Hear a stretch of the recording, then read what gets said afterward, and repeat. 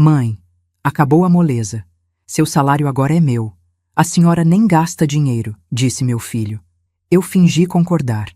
De noite, o folgado e a mulher dele vieram bater o ponto aqui para jantar. Só que quando entraram, levaram o maior susto, porque o que eu fiz foi algo que eles jamais esperavam. Se você também já sentiu que está sendo explorado por quem deveria te amar, continue lendo. Minha história vai te mostrar que nunca é tarde para recuperar sua dignidade. Me chamo Juliette, tenho 62 anos e por muito tempo acreditei que o maior propósito da minha vida era ser mãe. Não me entenda mal, amar nossos filhos é natural. O problema começa quando esquecemos de nos amar também. Minha história com Bruno começou há 34 anos, quando meu ex-marido, ao descobrir que eu estava grávida, simplesmente arrumou as malas e foi embora. Não nasci para ser pai, ele disse, como se paternidade fosse um talento com que alguns nascem e outros não.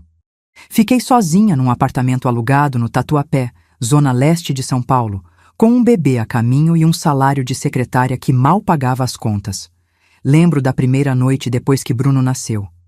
Segurei aquele pacotinho de 3 quilos nos braços e fiz uma promessa. Filho, você nunca vai sentir falta de nada.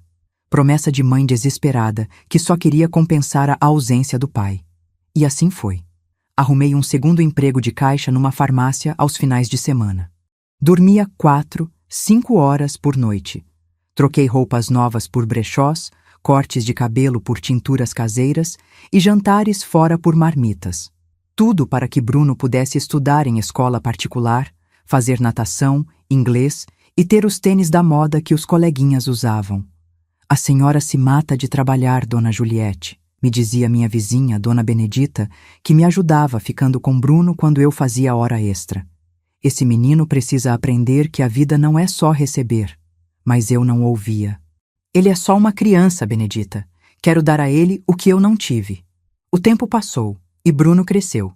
Formou-se em administração numa faculdade cara que eu paguei com um empréstimo consignado, dívida que terminei de quitar só ano passado.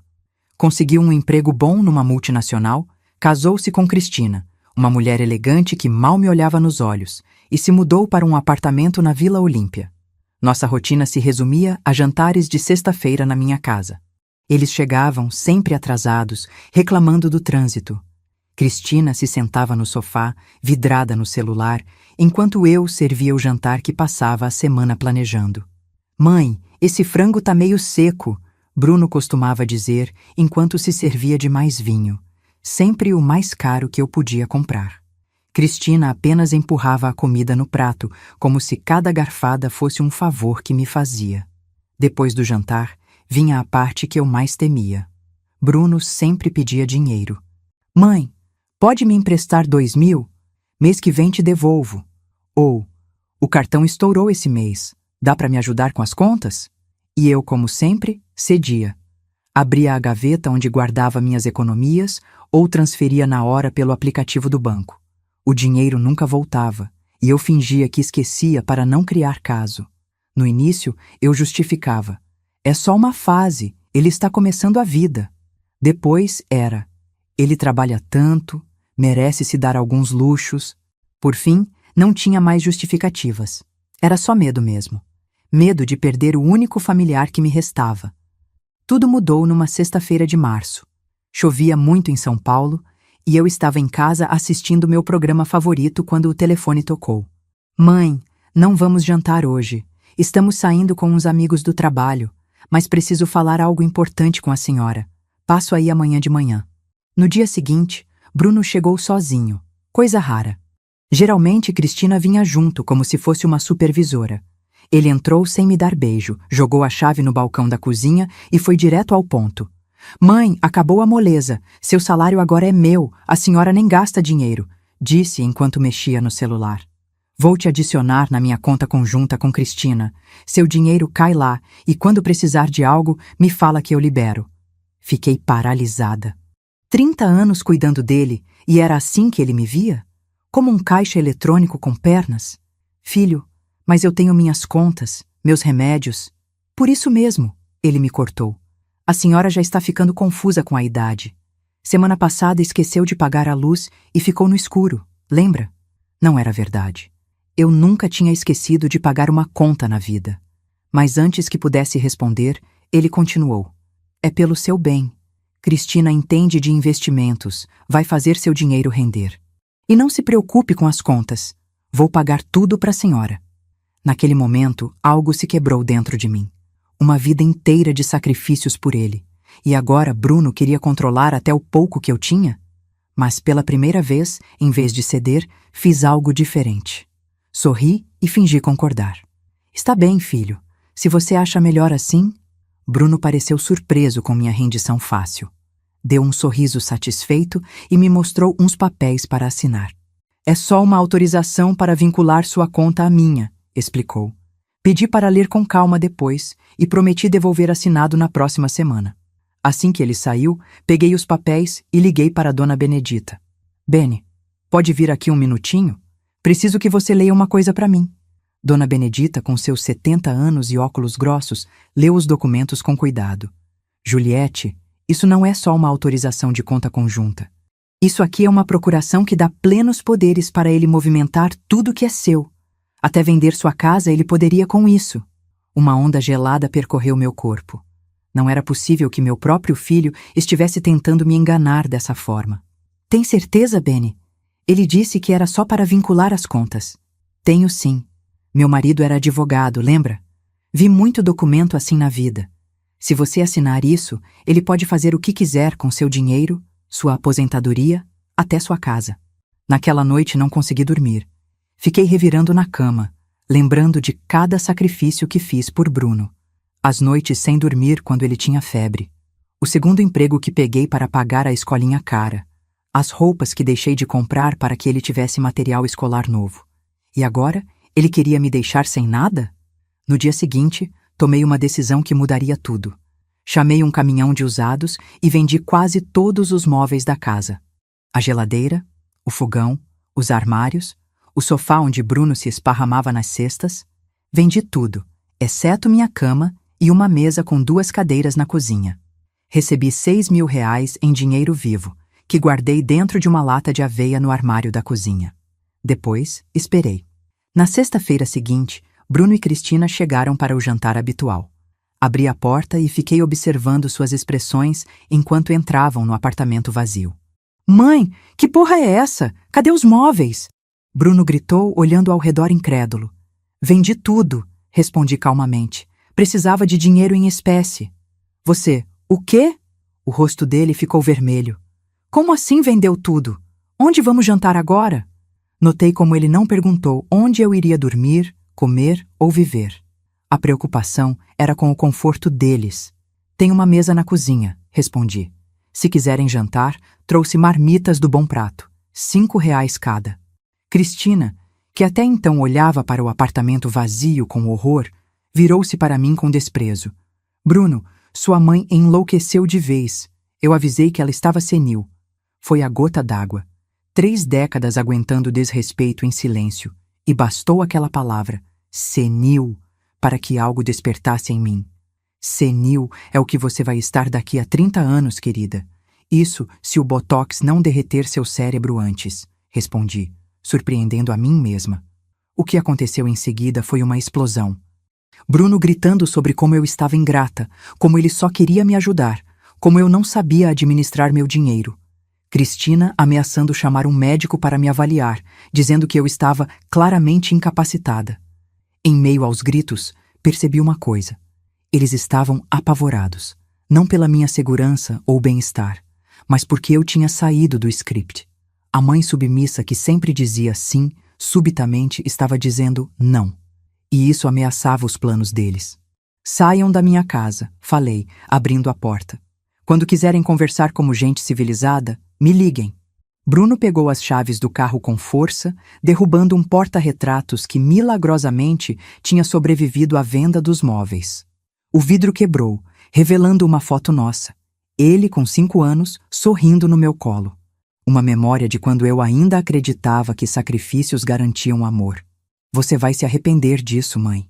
Ele disse antes de sair. Amanhã mesmo vou ver seus direitos de aposentada. Claramente você não pode mais tomar decisões sozinha. Depois que saíram, me sentei no chão vazio da sala e pela primeira vez em anos chorei. Não de tristeza, mas de alívio. Como se um peso enorme tivesse sido tirado dos meus ombros. Eu tinha 62 anos, uma casa praticamente vazia e um filho que me via como um banco. Mas, estranhamente, me sentia mais livre do que nunca. Olhei para os cacos de vidro do porta-retratos quebrado no chão. Uma metáfora perfeita para o que estava acontecendo. A imagem que eu tinha do meu filho estava se estilhaçando diante dos meus olhos. Peguei meu celular e liguei para Dona Benedita. Bene, você ainda tem o contato daquele advogado que te ajudou com a pensão? Tenho sim, Juliette. Por quê? Porque acho que vou precisar de ajuda. Muita ajuda. A vida que eu conhecia tinha acabado de desmoronar, mas de alguma forma senti que outra estava prestes a começar. Na manhã seguinte, mal tinha tomado meu café quando o interfone tocou. Era Bruno, sozinho desta vez. Mãe, precisamos conversar, disse ele com uma voz mais controlada do que na noite anterior. Deixei-o subir. Ele entrou no apartamento ainda vazio, olhando ao redor como se esperasse que os móveis tivessem magicamente reaparecido. Mãe, vim me desculpar, começou, sentando-se em uma das duas cadeiras da cozinha. Exagerei ontem. É que fiquei preocupado com a senhora vendendo tudo assim, sem me consultar. Notei como ele falou, sem me consultar, como se eu precisasse de autorização para vender meus próprios móveis.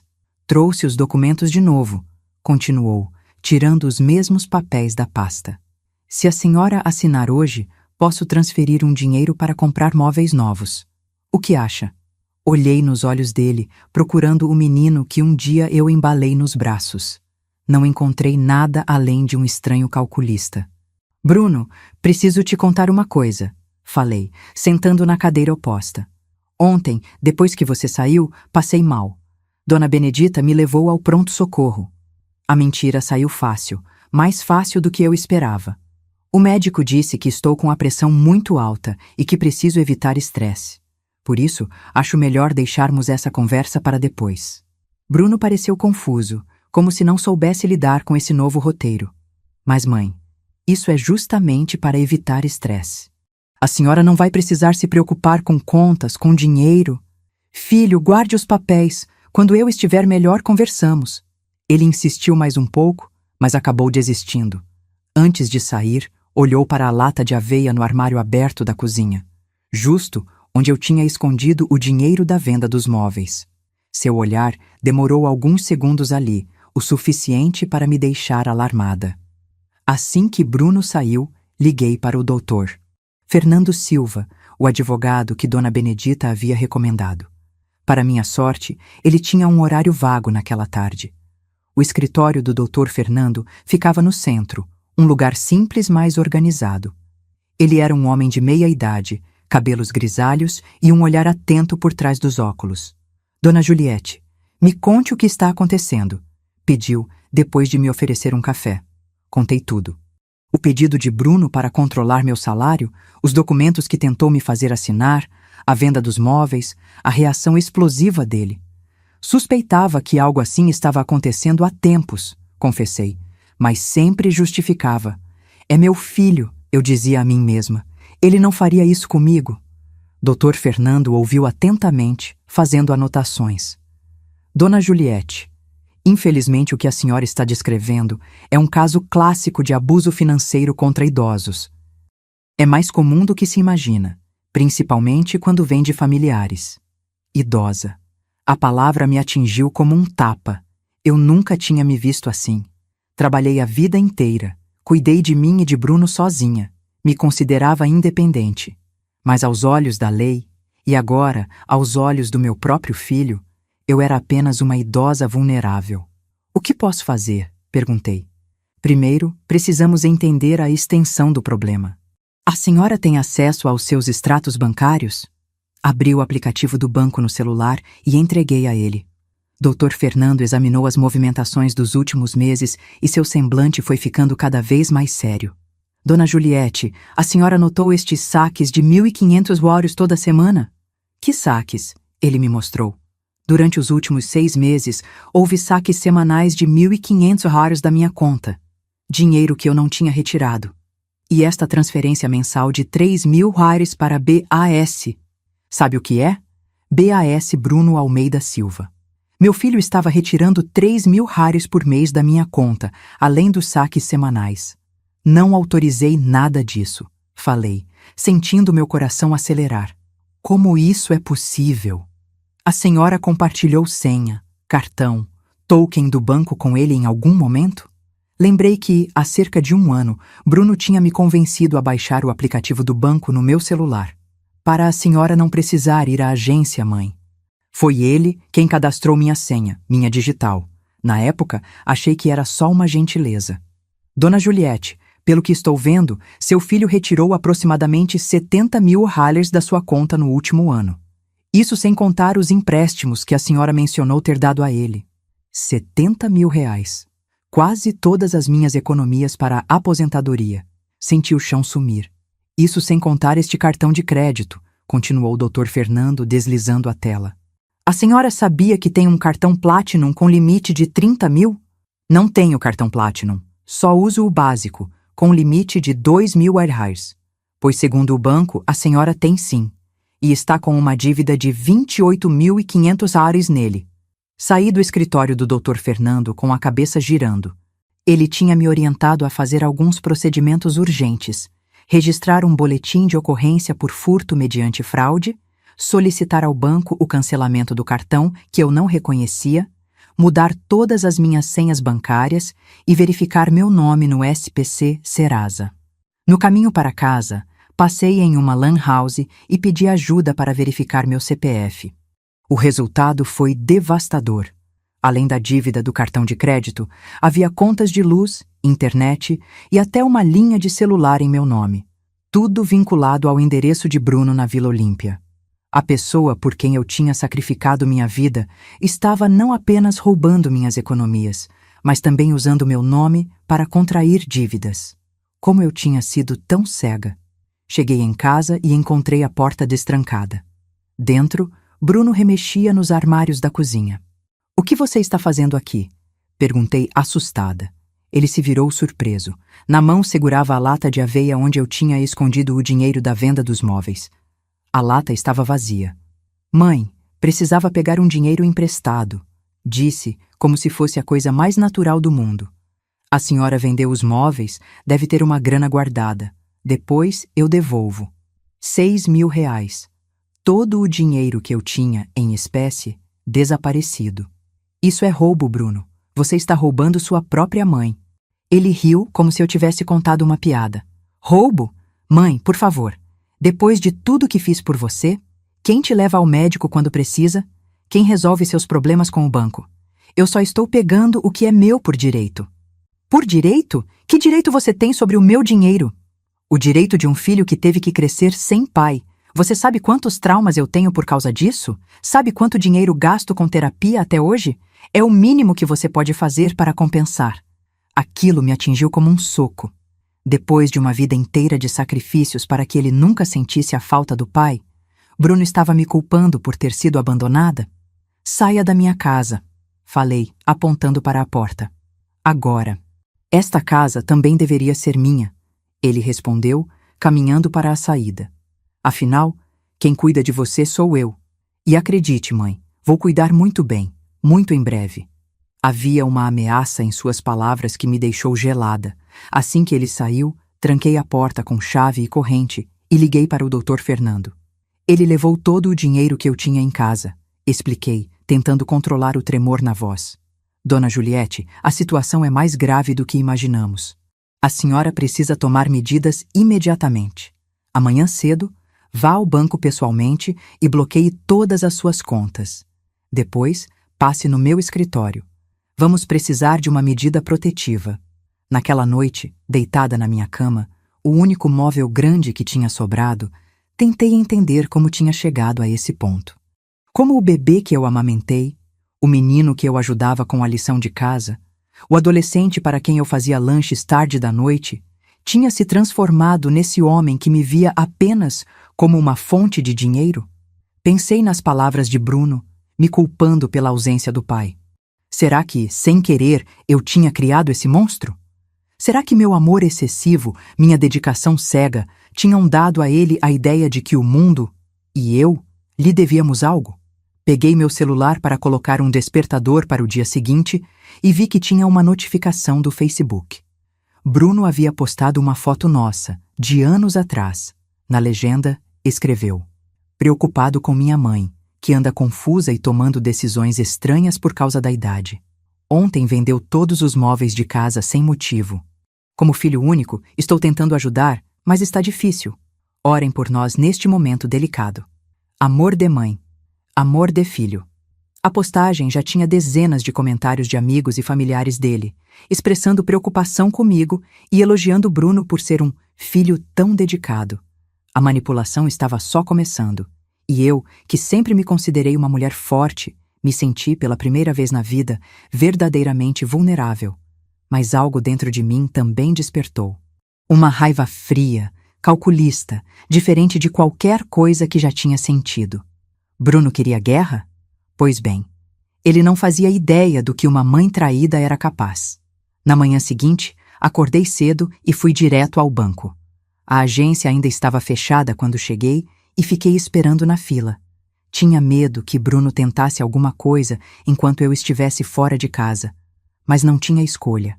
Precisava proteger o pouco que me restava. Quando finalmente fui atendida, pedi para falar com o gerente.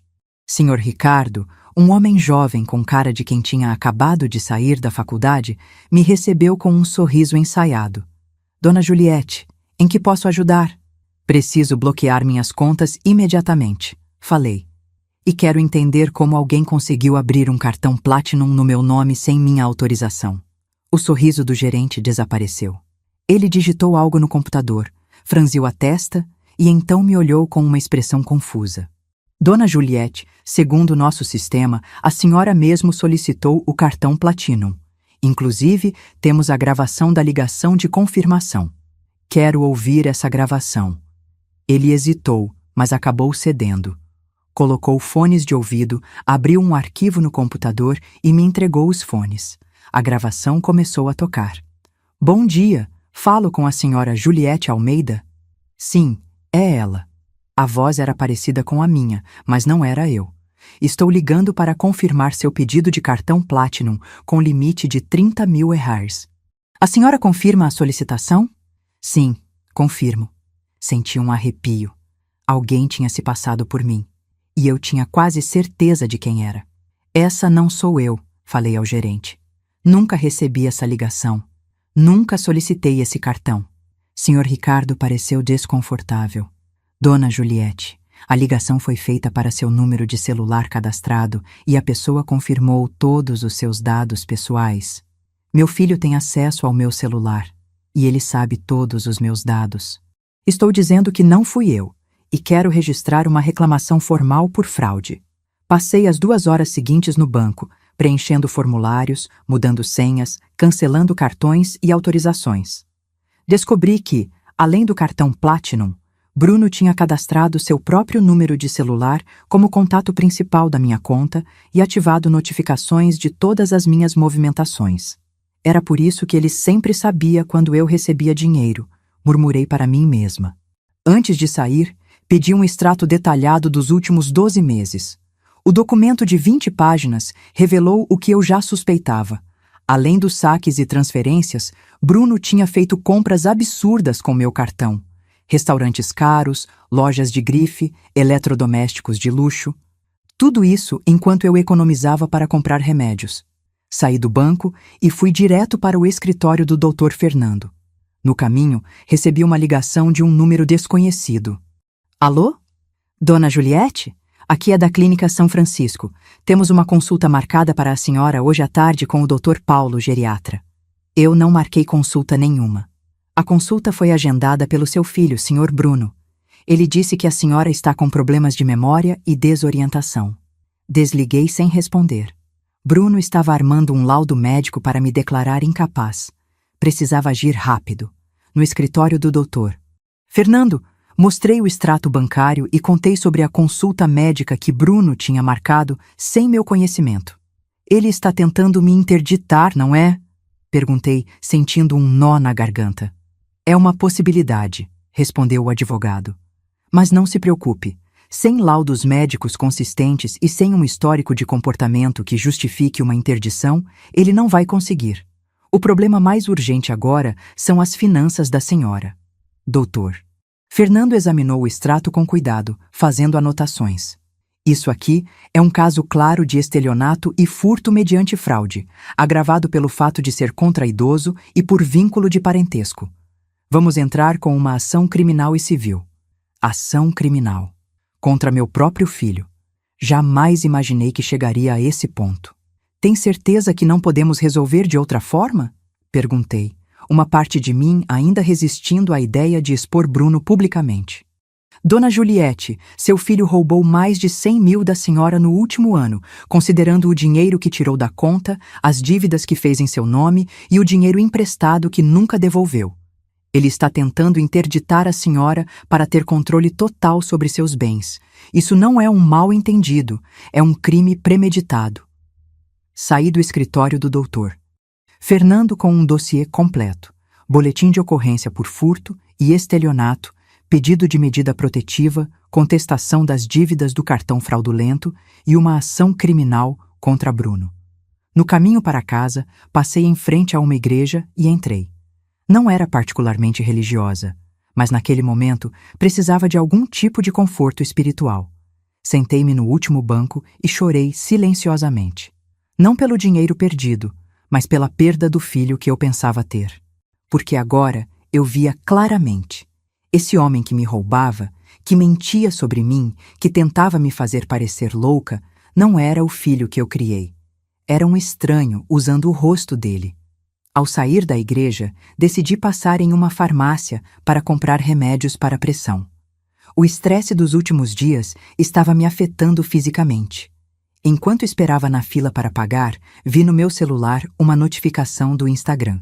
Bruno tinha postado outra foto, desta vez de um laudo médico parcialmente borrado com as palavras demência e avaliação psiquiátrica visíveis. A legenda dizia: momento difícil. Descobrimos que minha mãe está com início de demência. Como filho único, agora preciso tomar decisões difíceis para protegê-la dela mesma. Amor de filho. Minhas mãos tremiam tanto que deixei cair o celular. A mulher atrás de mim na fila me ajudou a pegar. A senhora está bem? Perguntou preocupada. Não, eu não estava bem. Meu filho estava construindo uma narrativa pública de que eu estava demente, provavelmente para justificar a interdição que tentaria contra mim. E o pior, estava funcionando. Os comentários na postagem eram de apoio a ele, de pessoas lamentando minha condição e elogiando Bruno por ser tão dedicado. Voltei para casa atordoada. Encontrei Dona Benedita me esperando na porta, com uma expressão preocupada. Juliette, você viu o que seu filho está postando nas redes sociais? Minha neta me mostrou. Vi sim, Benny. Isso é mentira, não é? Você não está com demência nenhuma. Claro que não. Bruno está tentando me interditar para ficar com minha aposentadoria e minha casa. Dona Benedita, com seus 70 anos e toda a sabedoria que vem com eles, segurou minhas mãos entre as suas. Juliette, escute bem o que vou te dizer. Eu te conheço há 30 anos. Vi você criar esse menino sozinha. Vi cada sacrifício que fez. Vi também como ele foi ficando cada vez mais interesseiro. Como tratava você com descaso. Isso que ele está fazendo agora é cruel, mas não é surpresa. Ela tinha razão. Os sinais sempre estiveram lá, desde a adolescência de Bruno. A forma como ele exigia presentes caros, como reclamava quando eu não podia comprar o que ele queria, como me culpava por qualquer dificuldade que enfrentava. O que vou fazer agora, Benny? Ele está destruindo minha reputação antes mesmo que eu possa me defender. Você vai lutar, Juliette, mas não nas redes sociais. Lá ele tem mais seguidores e vai distorcer tudo o que você disser. Você vai lutar na justiça, onde provas valem mais que palavras bonitas. Naquela noite, segui o conselho de Dona Benedita e não respondi às postagens de Bruno. Em vez disso, comecei a reunir todas as provas que tinha. extratos bancários, gravações de ligações que fiz para a operadora do cartão fraudulento, mensagens de texto onde Bruno me pedia dinheiro e até mesmo fotos antigas mostrando todos os sacrifícios que fiz por ele. Enquanto organizava tudo, encontrei um álbum de fotos da infância de Bruno. Nele, havia uma carta que escrevi quando ele tinha 5 anos, prometendo que sempre estaria lá para protegê-lo. A ironia me atingiu. Agora, era de Bruno que eu precisava me proteger. Na manhã seguinte, recebi uma intimação judicial. Bruno estava formalmente solicitando minha interdição por incapacidade mental. Anexo ao pedido, havia um laudo médico assinado por um psiquiatra que eu nunca tinha visto na vida, atestando meu suposto quadro de demência em estágio inicial. Liguei imediatamente para o Dr. Fernando, que me acalmou. Dona Juliette, não se preocupe. Esse tipo de laudo, sem um histórico de consultas e exames, não tem valor jurídico. Vamos solicitar uma avaliação independente e apresentar nossa contraperícia. Mas o estrago público já estava feito.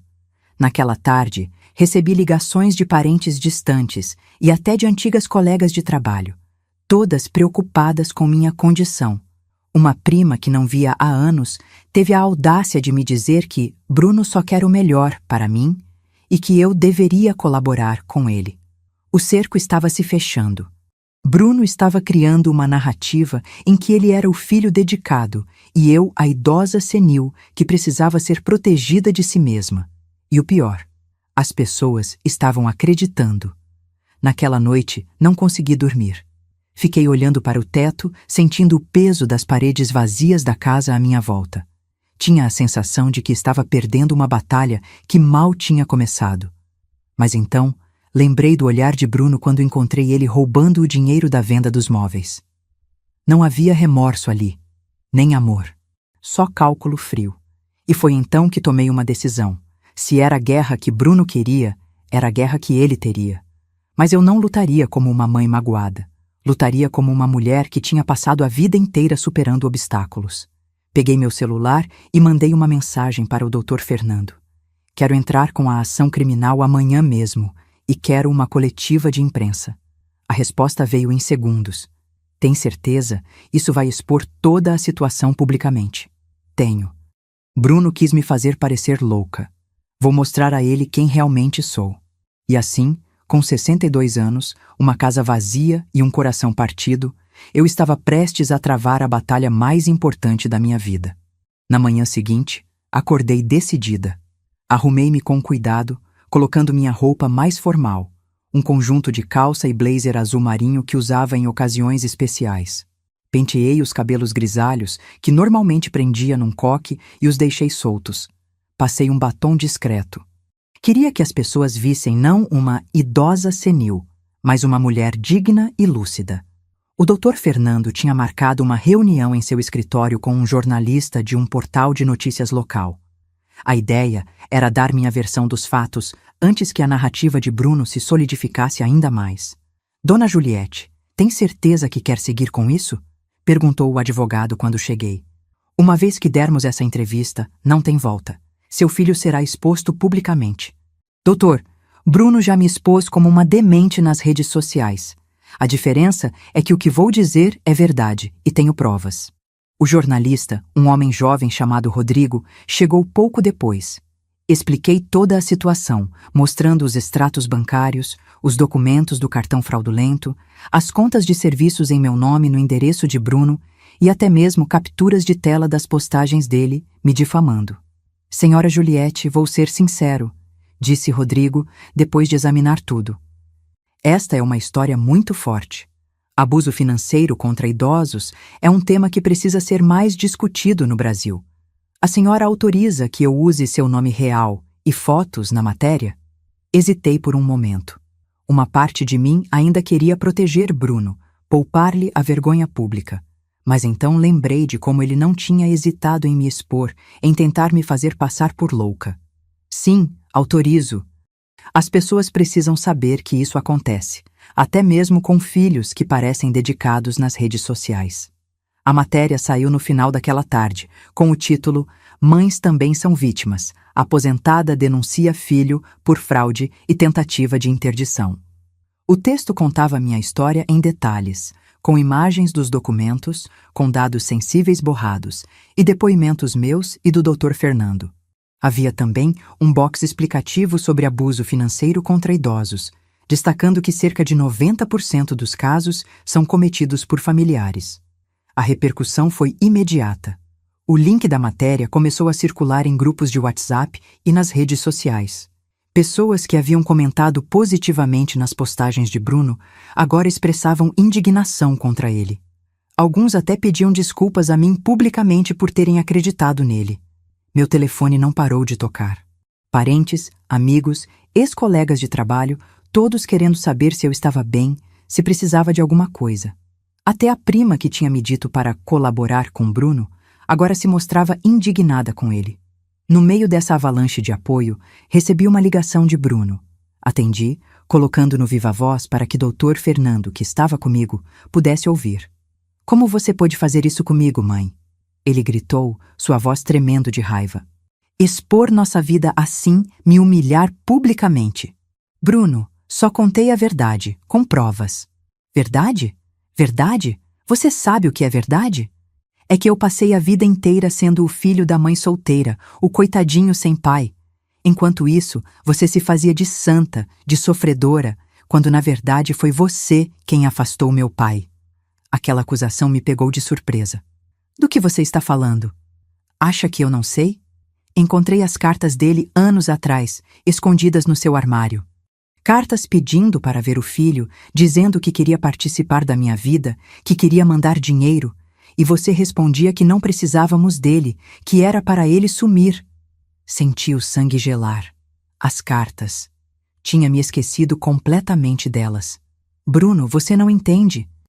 "Não, você não entende. Você me privou de ter um pai.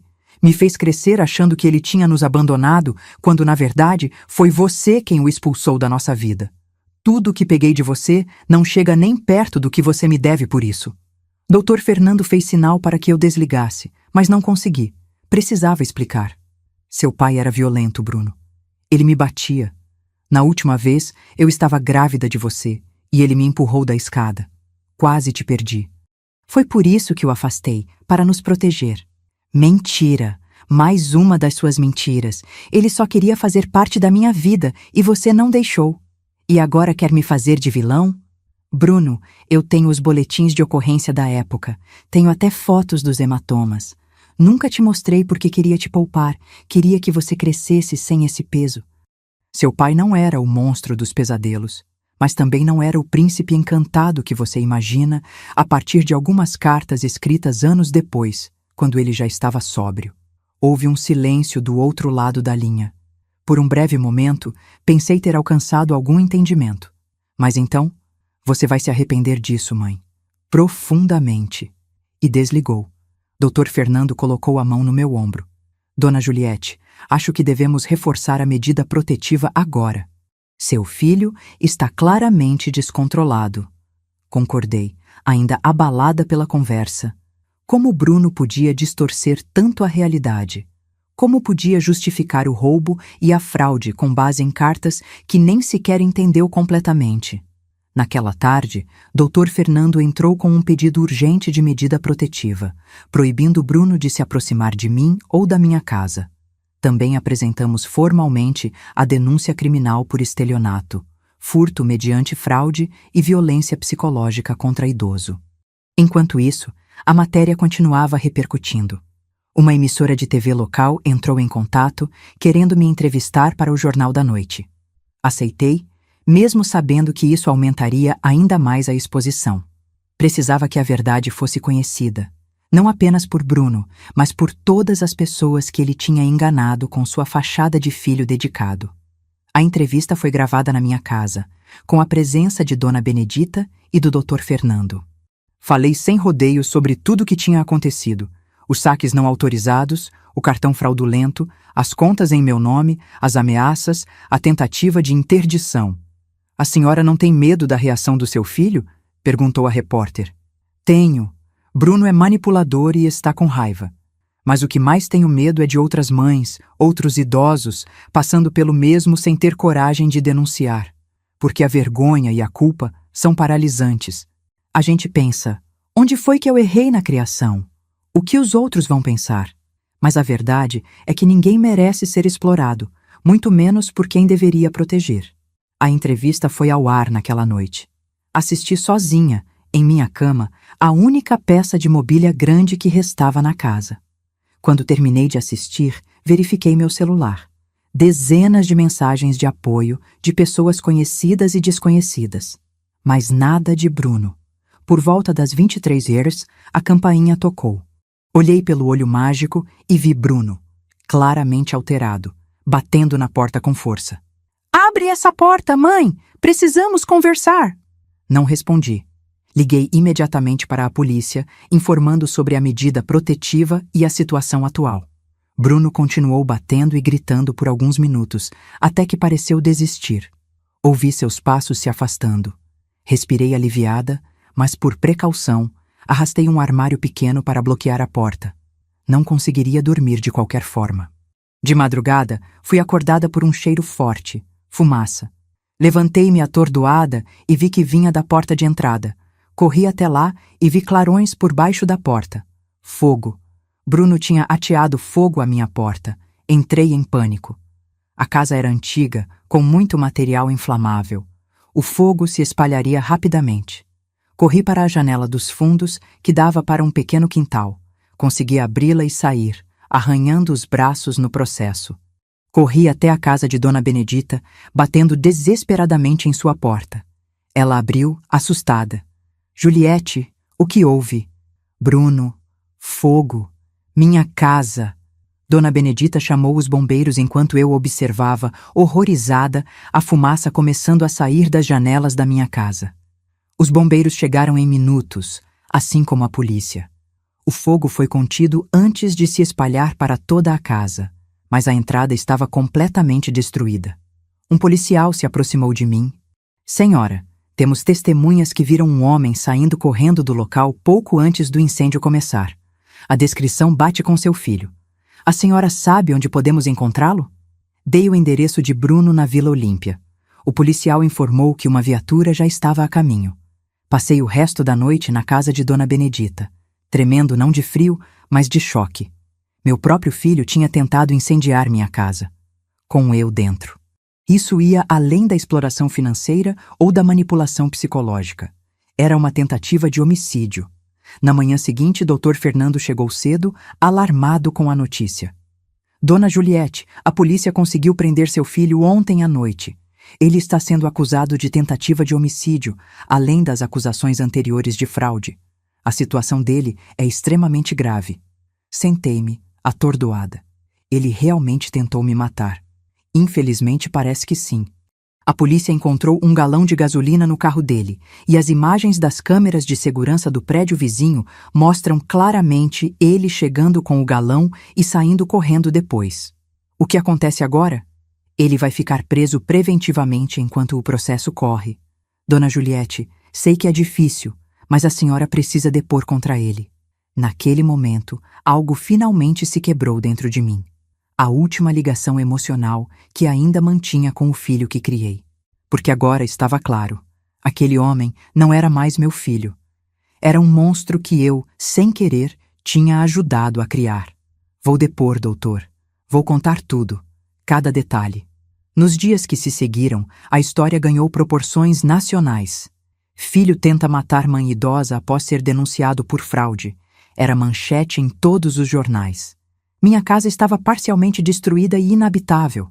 Aceitei a oferta de Dona Benedita para ficar temporariamente com ela. O apoio público foi avassalador.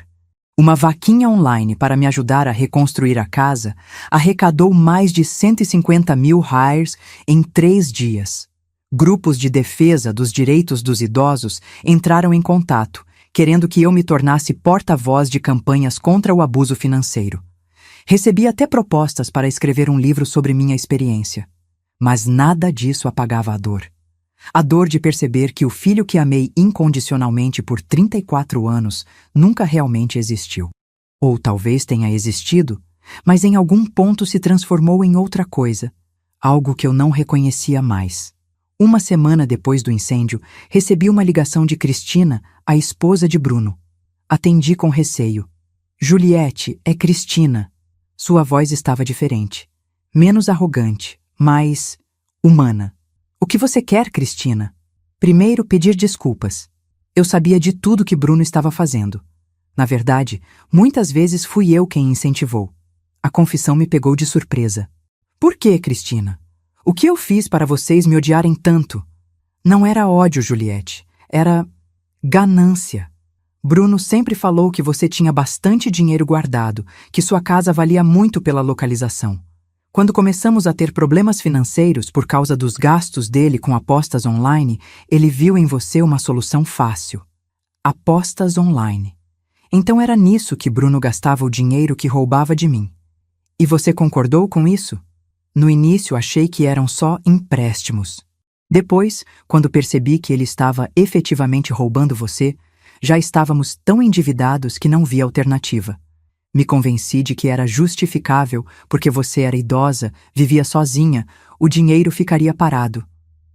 E a tentativa de interdição? O incêndio? A interdição foi ideia minha. Achei que seria mais fácil e permanente do que continuar roubando aos poucos. Mas o incêndio, isso foi Bruno sozinho. Ele chegou em casa naquela noite completamente transtornado, falando que você tinha arruinado a vida dele, que tinha que resolver o problema de uma vez. Tentei impedi-lo, juro, mas ele me empurrou e saiu. Quando voltou horas depois, estava com cheiro de gasolina e um olhar que me deu medo. Por que está me contando isso agora, Cristina? Porque estou saindo da cidade. Pedi o divórcio.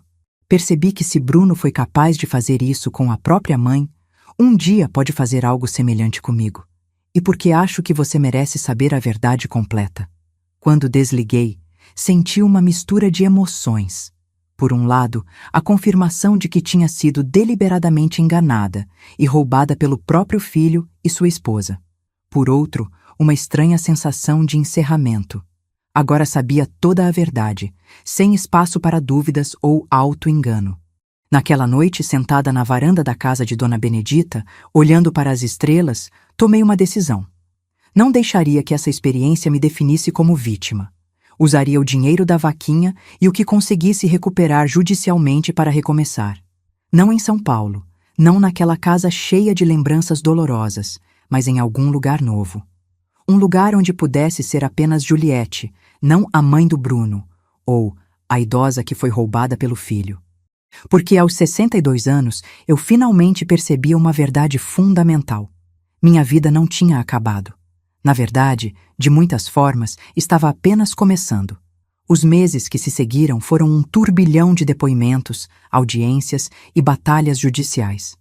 Bruno foi indiciado por estelionato, apropriação indébita, violência psicológica contra idoso e tentativa de homicídio. Permaneceu preso preventivamente, já que o juiz considerou que ele representava risco à minha integridade física. Doutor, Fernando montou um caso sólido, baseado nas provas materiais das fraudes, nos testemunhos, incluindo o de Cristina, que decidiu colaborar com a justiça em troca de um acordo de delação premiada. E nos laudos periciais do incêndio, que comprovavam o uso de acelerante e a natureza intencional do ato. A primeira audiência foi particularmente difícil. Entrei no tribunal tremendo, sabendo que enfrentaria Bruno pela primeira vez desde a tentativa de incêndio. Ele estava lá, algemado, usando um uniforme de presidiário, o rosto abatido. Nossos olhares se cruzaram por um momento, e não vi nele nem arrependimento, nem amor. Apenas raiva contida e cálculo. A senhora se sente confortável para depor na presença do réu? Perguntou o juiz. Sim, meritíssimo. E assim comecei a narrar, de forma cronológica e detalhada, tudo o que tinha acontecido. Os saques não autorizados, o cartão fraudulento, as contas em meu nome, as ameaças, a tentativa de interdição e, finalmente, o incêndio. A senhora tem ideia do motivo que levou seu filho a agir dessa forma? Perguntou o promotor. Segundo o que descobri posteriormente, ele tinha problemas com apostas online e estava endividado. Viu em mim uma fonte fácil de dinheiro. Durante o interrogatório da defesa, o advogado de Bruno tentou de todas as formas me desacreditar. Sugeriu que eu tinha problemas de memória, que tinha dado o dinheiro a ele voluntariamente, que o incêndio tinha sido um acidente. Senhora Juliette, é verdade que a senhora escondeu do réu durante anos as cartas do pai dele? A pergunta me pegou desprevenida. Olhei para Bruno, que sustentou meu olhar com uma expressão de desafio. Sim, escondi, porque as cartas só começaram a chegar quando Bruno tinha 7 anos, depois que seu pai finalmente ficou sóbrio. Antes disso, ele era alcoólatra e violento. Tenho os boletins de ocorrência que comprovam as agressões. A senhora não acha que privou o réu de ter um relacionamento com o pai? Achei que estava protegendo meu filho. Talvez tenha errado. Talvez devesse ter permitido o contato quando ele ficou sóbrio. Mas nada disso justifica o que Bruno fez. O julgamento continuou por semanas. Testemunhas foram ouvidas, provas foram apresentadas. O gerente do banco confirmou que a voz na gravação de confirmação do cartão Platinum não era a minha. O perito confirmou a origem criminosa do incêndio. Dona Benedita testemunhou sobre como tinha me encontrado naquela noite, desesperada, fugindo das chamas. Durante todo esse processo, recebi enorme apoio público. Pessoas de todo o Brasil me enviavam mensagens de solidariedade. Grupos de defesa dos direitos dos idosos organizaram vigílias em frente ao tribunal. A história tinha claramente tocado em algo profundo na sociedade brasileira. O medo do abandono na velhice, a fragilidade dos laços familiares, o tabu de denunciar os próprios filhos. Enquanto isso, trabalhava com o Dr. Fernando em outra frente, tentar recuperar o dinheiro que Bruno tinha roubado de mim. Conseguimos o bloqueio de suas contas bancárias e a penhora de seus bens. Cristina, como parte de seu acordo de delação, concordou em devolver todas as joias e artigos de luxo comprados com meu dinheiro. A batalha judicial se estendeu por quase 1 ano. Durante esse tempo, vivi com Dona Benedita, incapaz de retornar à minha casa parcialmente destruída. Mas, estranhamente, quanto mais tempo passava longe dela, menos ela parecia meu lar. Era como se a tentativa de incêndio tivesse queimado não apenas a estrutura física, mas também todas as memórias e o sentimento de pertencimento que eu tinha ali. Finalmente, chegou o dia da sentença. O tribunal estava lotado de jornalistas, ativistas e curiosos. Bruno, agora visivelmente mais magro e abatido pelo tempo na prisão, mantinha o olhar fixo no juiz. O réu, Bruno Almeida Silva, diante das provas apresentadas e dos testemunhos colhidos, é considerado culpado de todas as acusações, declarou o juiz. Pelos crimes de estelionato, apropriação indébita, violência psicológica contra idoso e tentativa de homicídio, somados aos agravantes de violação de medida protetiva e abuso da relação familiar, condeno o réu a 15 anos de prisão em regime fechado. Houve burburinho na sala. Eu mantive o olhar fixo à frente, sem demonstrar emoção. Não sentia alegria, nem vingança, nem alívio. Apenas uma profunda e irremediável tristeza. Além da pena privativa de liberdade, o réu deverá ressarcir integralmente a vítima pelos valores subtraídos, corrigidos monetariamente, e pagar indenização por danos morais no valor de 200 mil, continuou o juiz. Bruno foi levado para fora da sala por policiais. Ao passar por mim, parou por um momento e disse, baixinho, para que apenas eu ouvisse: "Você venceu, mãe. Espero que esteja satisfeita." Não respondi. Não havia nada a dizer. O filho que eu conhecia e amava já não existia há muito tempo. Ao sair do tribunal, cercada por jornalistas, fiz apenas uma breve declaração. Hoje não há vencedores, só perdedores. Espero que minha história sirva de alerta para outras pessoas que possam estar passando pelo mesmo. Denunciem. Busquem ajuda. Não se deixem manipular por quem deveria amá-las. Naquela noite, sozinha no quarto de hóspedes da casa de Dona Benedita, chorei como não chorava desde a infância. Chorei pelo bebê que embalei nos braços, pelo menino que ajudei com a lição de casa, pelo adolescente rebelde que mesmo assim eu amava incondicionalmente. Chorei pelo filho que perdi, não para a prisão, mas para a ganância e a maldade. Mas quando as lágrimas secaram, senti algo novo surgindo dentro de mim. Não era exatamente paz, nem alegria. Era possibilidade. A possibilidade de uma vida que fosse minha, apenas minha, sem ser definida pela maternidade ou pelo sacrifício. Na manhã seguinte, liguei para Dr. Fernando. Doutor, quanto tempo até eu receber o dinheiro da indenização e da vaquinha online? A indenização pode demorar um pouco, dependendo da venda dos bens penhorados de Bruno. Mas o dinheiro da vaquinha já está disponível para a senhora, cerca de R$200 mil. Por quê? Porque quero comprar uma casa nova. Não vou voltar para a antiga. Entendo perfeitamente, dona Juliette. Tem algum lugar em mente? Sim, sempre quis morar perto do mar. E assim, enquanto Bruno começava sua longa pena em uma penitenciária estadual, eu começava a planejar minha nova vida. Uma vida que, ironicamente, só se tornou possível porque tive a coragem de enfrentar a dolorosa verdade. O filho que eu acreditava ter, o filho por quem sacrifiquei tudo, nunca realmente existiu. 6 meses depois da sentença de Bruno, estava diante do mar, observando as ondas quebrarem na areia. Meus pés descalços sentiam a água fresca que vinha e voltava, num ritmo constante que, de alguma forma, acalmava meu coração ainda ferido. Tinha comprado uma pequena casa em Peruíbe, no litoral paulista. Nada luxuoso, apenas 2 quartos, sala, cozinha e um quintalzinho nos fundos onde plantei girassóis. Mas tinha vista para o mar, e estava longe o suficiente de São Paulo e das lembranças dolorosas que a cidade agora carregava. O dinheiro da vaquinha online foi suficiente para comprar a casa à vista. O restante da indenização, que finalmente começava a chegar conforme os bens de Bruno eram leiloados, estava sendo guardado para garantir minha segurança financeira na velhice. Minha antiga casa no Tatuapé foi vendida. Não consegui nem mesmo entrar lá novamente depois do incêndio. Pedi à dona Benedita que supervisionasse o esvaziamento e venda. Tudo que quis guardar foram algumas fotos antigas, das quais cuidadosamente cortei Bruno.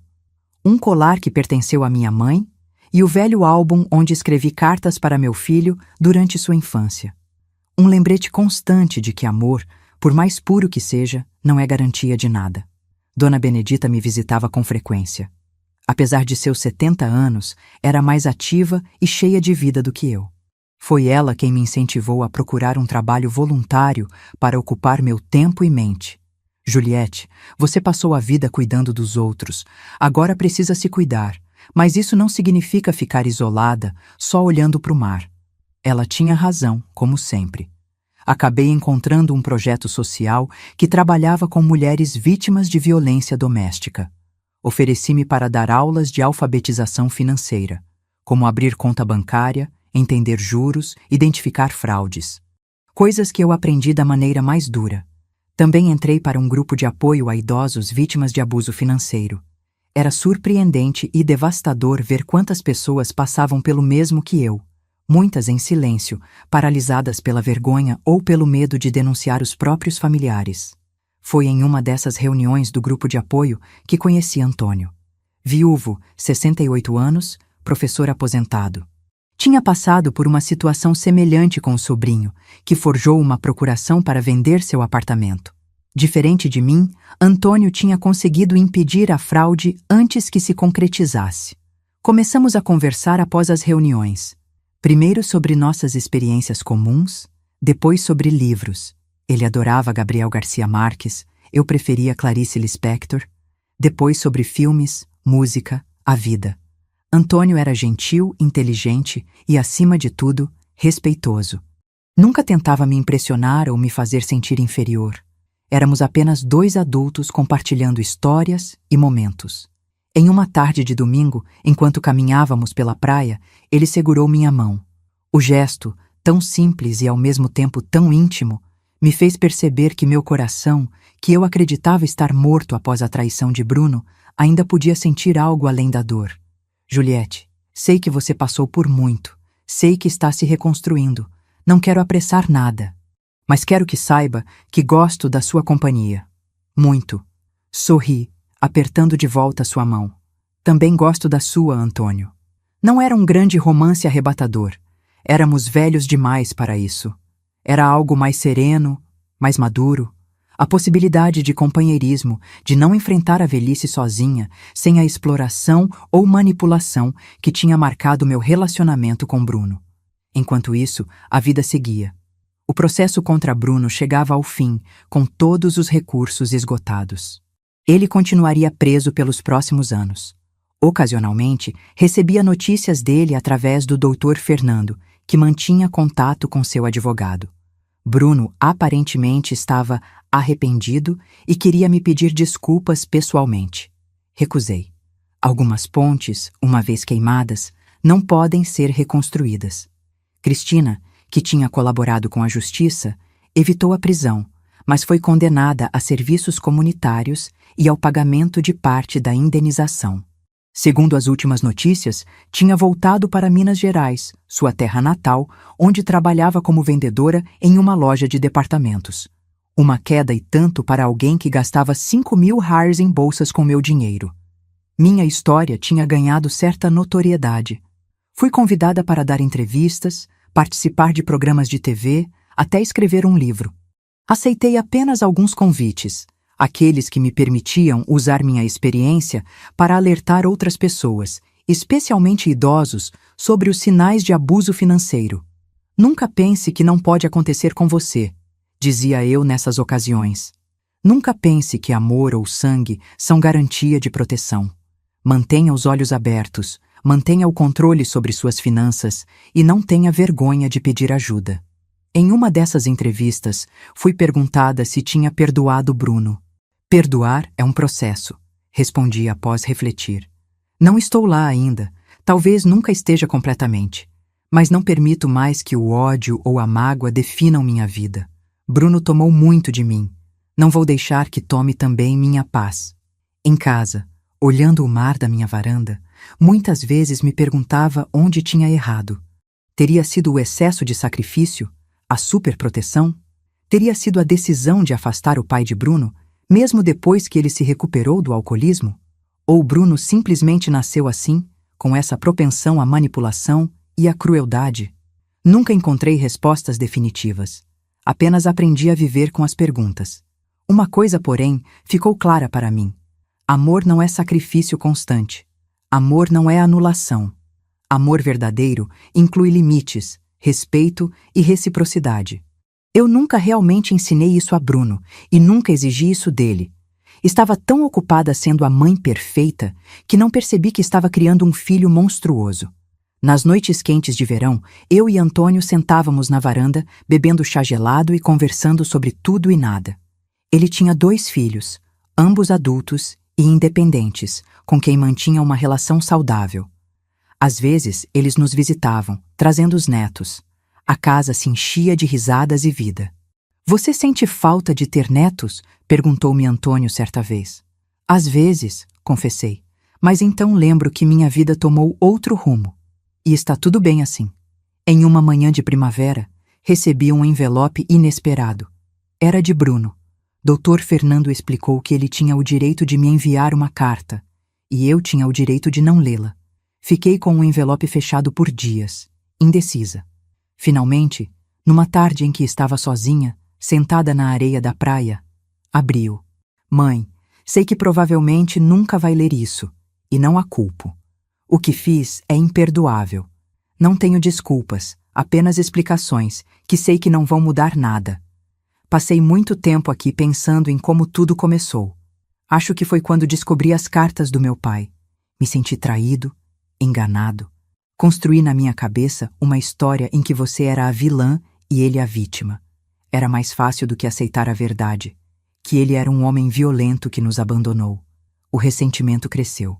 Comecei a achar que você me devia algo, que tinha uma dívida comigo. Quando comecei a ter problemas com apostas online, vi em você uma solução fácil. Era só um empréstimo, dizia a mim mesmo. Depois virou outra coisa. Não espero seu perdão. Só quero que saiba que entendo agora o que fiz. O terapeuta da prisão diz que tenho traços de personalidade psicopática. Talvez seja verdade. Talvez eu nunca tenha sido capaz de amar de verdade, nem mesmo você, que deu tudo por mim. Espero que esteja bem, onde quer que esteja. Espero que tenha encontrado paz. Bruno. Dobrei a carta cuidadosamente e a guardei no bolso. Não senti o alívio ou o encerramento que talvez esperasse. Apenas a confirmação do que já sabia. O filho que amei, o Bruno que imaginei ter criado, nunca realmente existiu. Voltei para casa ao pôr do sol, observando o céu se tingir de laranja e rosa sobre o mar. A vida que eu tinha agora, a casa perto da praia, o trabalho voluntário, o carinho de Antônio, as novas amizades, não era a vida que planejei. Era melhor em muitos aspectos, mais autêntica, mais minha. Tinha 63 anos agora. Pela primeira vez, não estava vivendo para alguém, sacrificando-me por alguém. Estava vivendo para mim. E descobri que ainda havia tanta vida para ser vivida. Naquela noite, quando Antônio veio para o jantar, contei a ele sobre a carta. "E como se sente?" perguntou, segurando minha mão sobre a mesa. "Em paz", respondi, percebendo que era verdade. Finalmente, em paz. 3 anos se passaram desde aquela carta de Bruno. A vida seguiu seu curso, com suas alegrias e desafios cotidianos. Minha casa à beira-mar, inicialmente um refúgio temporário, tornou-se verdadeiramente um lar. Plantei um pequeno jardim, pintei as paredes de azul claro, enchi os cômodos com móveis simples, mas aconchegantes, cada um escolhido por mim, para mim. O trabalho voluntário com mulheres vítimas de violência se expandiu. Com a ajuda de Dona Benedita, que eventualmente se mudou para uma casa próxima à minha, criei uma ONG chamada Recomeços. Oferecíamos desde suporte jurídico até aulas de alfabetização financeira e apoio psicológico. A experiência dolorosa com Bruno havia se transformado em algo positivo. Eu agora podia usar minha história para ajudar outras pessoas a evitarem o mesmo caminho. Antônio e eu decidimos não nos casar oficialmente, mas vivíamos praticamente juntos. Ele mantinha seu apartamento na cidade, mas passava a maior parte do tempo comigo. Nosso relacionamento era tranquilo, baseado em respeito mútuo e companheirismo. Às vezes, penso que precisei viver 60 anos para finalmente entender o que é um relacionamento saudável. Numa manhã de domingo, estávamos tomando café na varanda, apreciando a vista do mar, quando recebi um telefonema do Dr. Fernando. "Dona Juliette, bom dia. Espero não estar incomodando." "De forma alguma, doutor. Alguma novidade?" "Sim, e importante. Bruno vai sair da prisão na próxima semana." Senti um frio na barriga. Sabia que esse dia chegaria. Ele tinha conseguido redução de pena por bom comportamento. Mas ainda assim, a notícia me pegou desprevenida.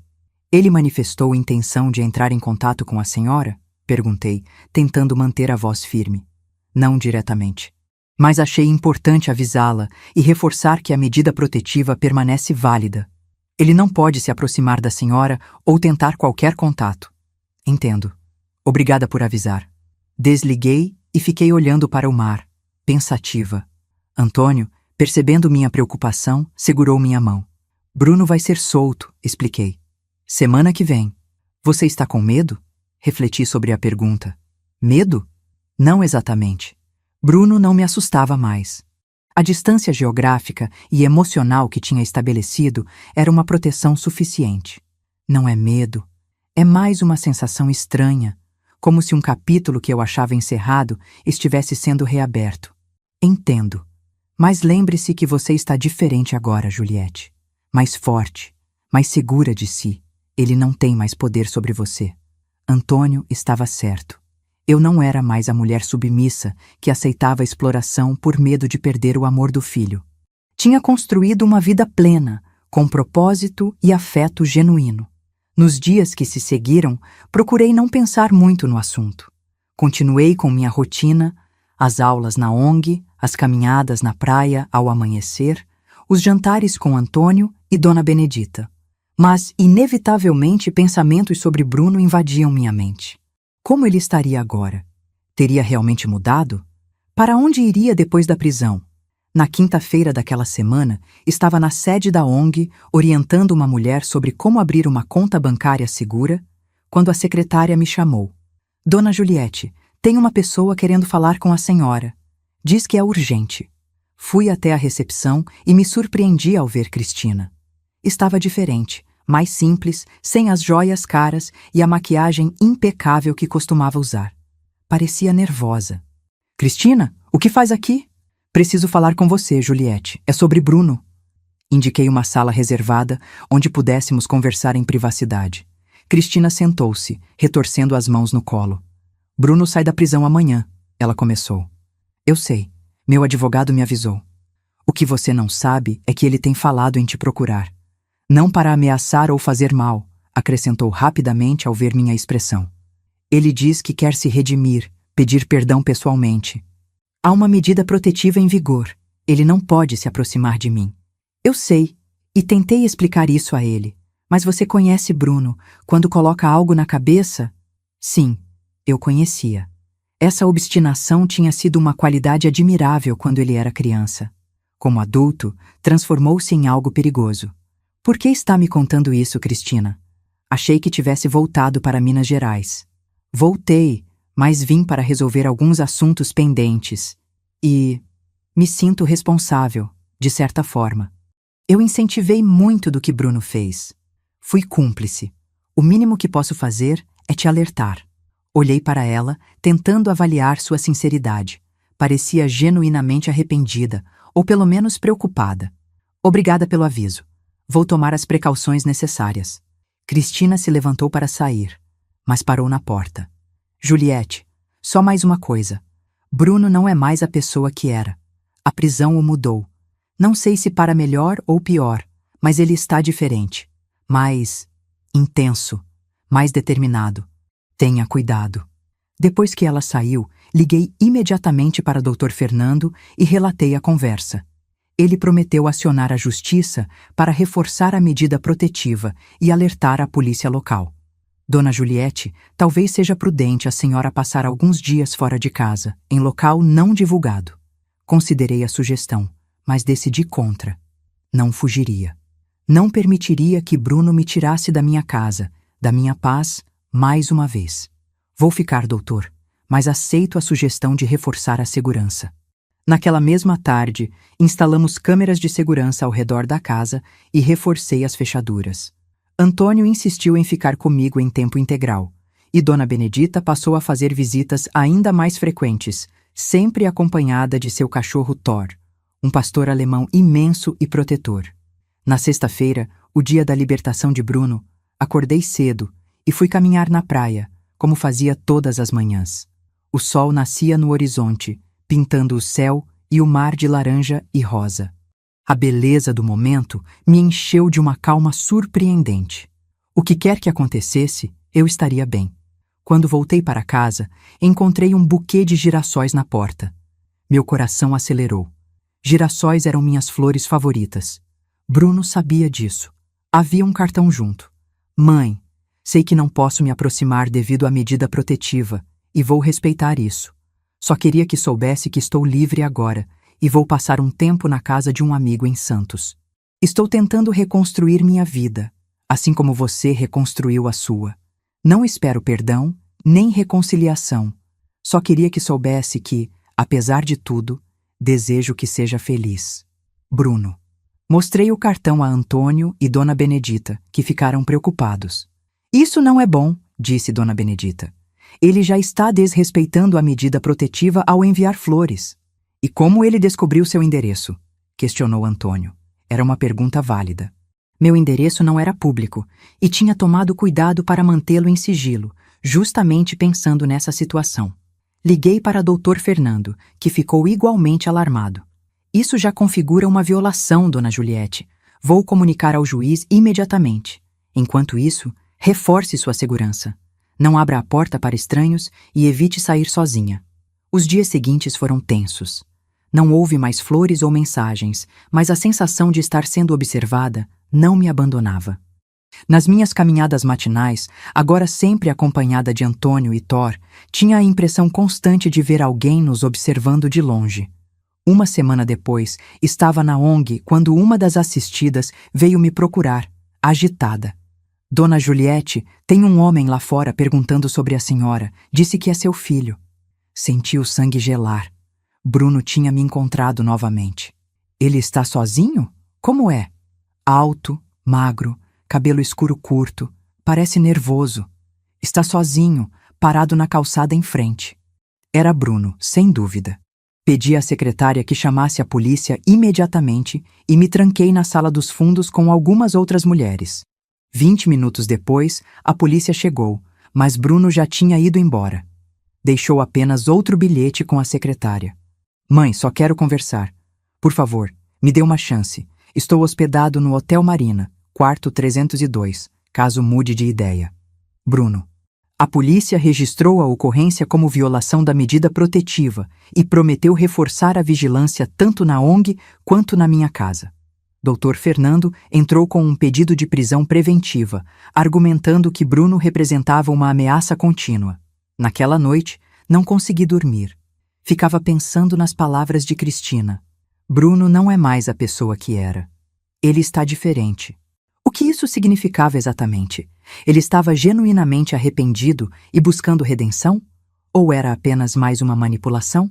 Na manhã seguinte, tomei uma decisão que surpreendeu a todos. Queria ver Bruno uma última vez, mas em meus termos.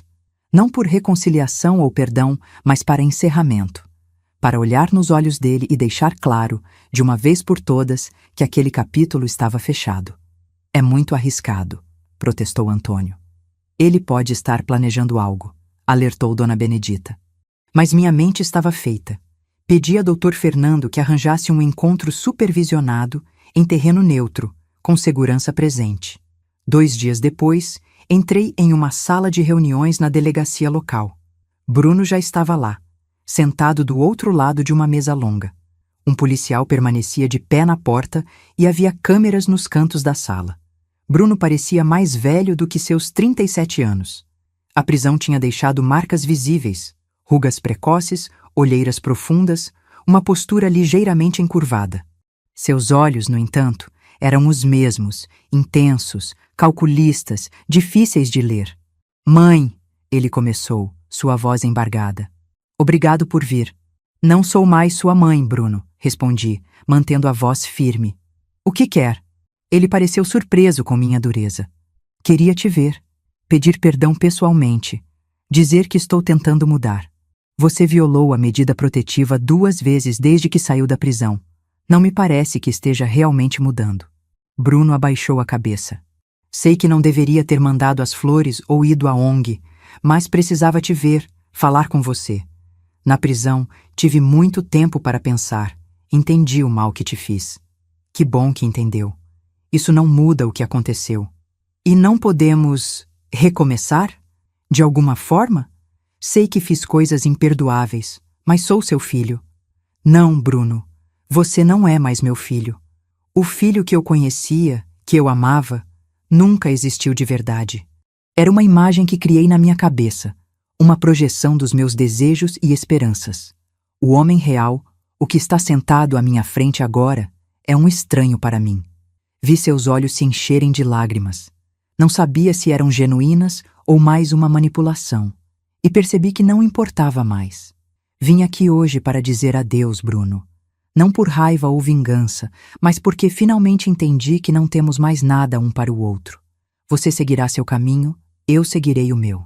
Espero sinceramente que encontre paz e propósito na sua vida, mas será sem mim. Me levantei para sair. Bruno também se levantou, agitado. Mãe, por favor, não pode terminar assim. Já terminou, Bruno. Há muito tempo. Enquanto eu caminhava para a porta, ele gritou, seu verdadeiro eu emergindo brevemente.